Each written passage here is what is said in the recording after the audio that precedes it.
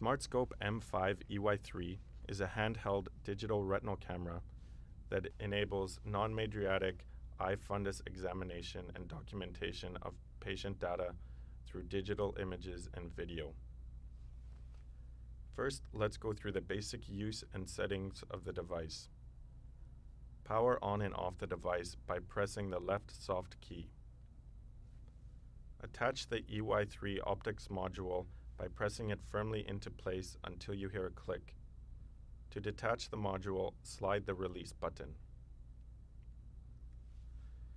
The retinal module can be used with an optional silicone eye cup to give additional stability and comfort to the patient, as well as acting as a light shield.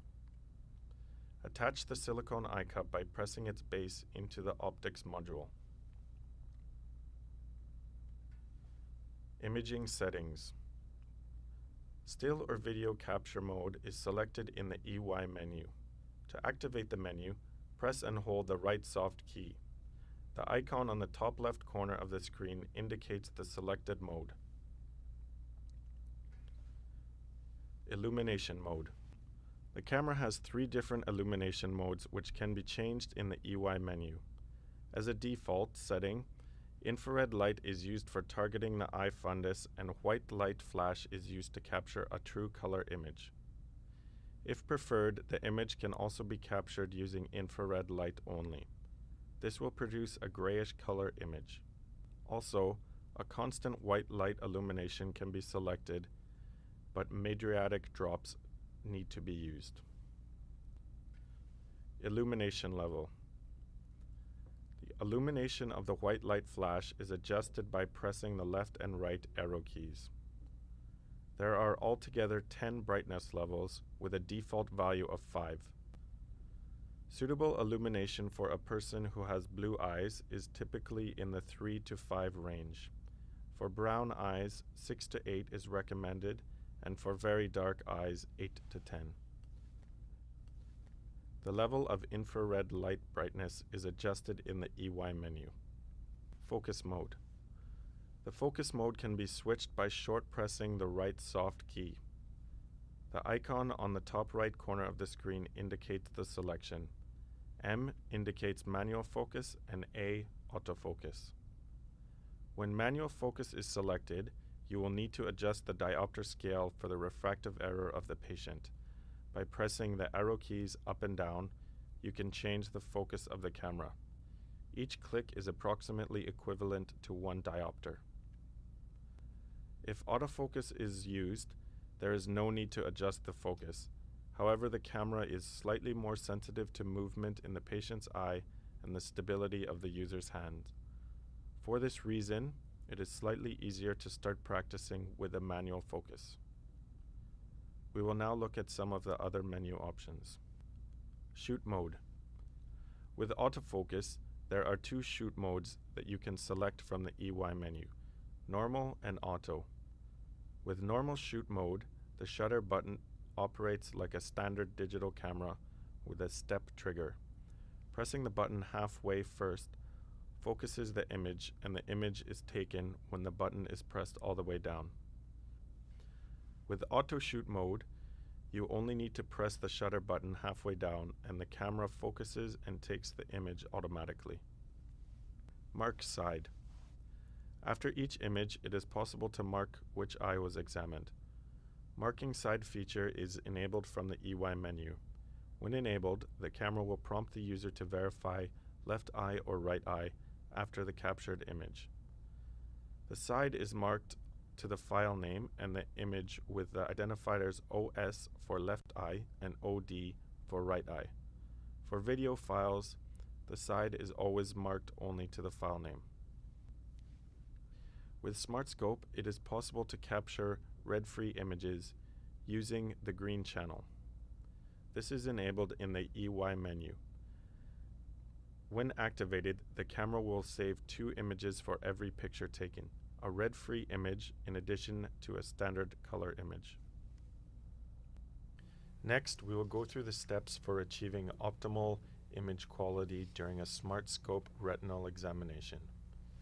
First, prepare the examination by making the room as dark as possible.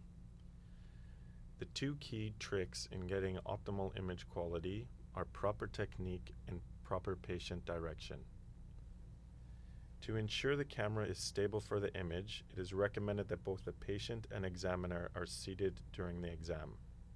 The patient should be asked to sit still with their eyes as wide open as possible and focus on a target on the wall 2 to 3 meters behind the examiner so that the patient's eyes will target to infinity.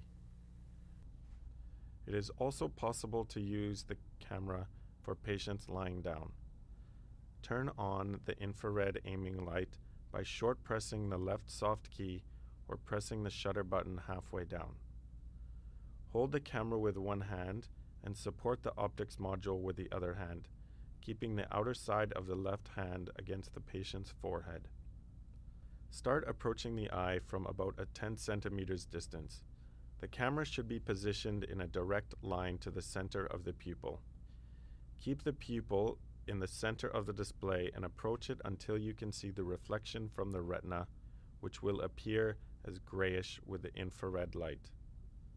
If adjustment is needed to recenter on the pupil, it is recommended to adjust the module with the hand supporting the optics module. Only use very small movements as it is easy to lose the target. If the view is lost, just withdraw the camera a few centimeters and realign to the center of the pupil. Slowly get closer while keeping the view of the retina at the center of the display and close in until it fully fills the viewing area. The optimal imaging distance is when the silicone eye cup is compressed approximately halfway down, which is about 2 centimeters from the eye surface.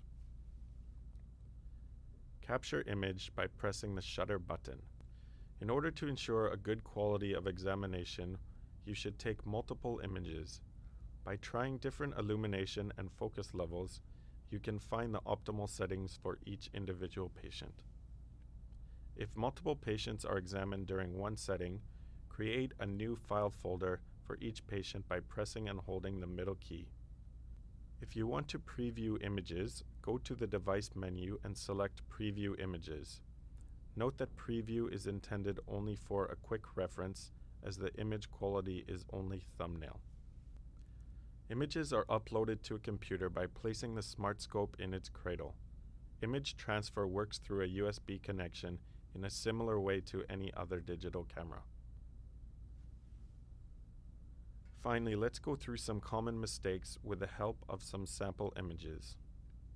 If you are seeing some white light on the top of the image, you will probably need to push the device slightly closer to the patient's eye. This will help prevent light from entering the silicone eye cup. Conversely, if you are seeing a white tail on the bottom of the image, SmartScope is probably too close to the eye and you will need to withdraw it very slightly. Also, make sure the camera is not angled upwards or downwards, but is positioned directly perpendicular to the patient's pupil. This will prevent light from entering either side of the eye cup. If the image is very dark, increase the brightness level by using the right key. Conversely, if the image is too bright, decrease the brightness by using the left key to get the optimal contrast. If the image is not in focus, take a new image with a changed focus range in the focus mode. If you need support or have any additional questions or concerns regarding the usage of the device, please contact our customer service at service@optomed.com. Thank you.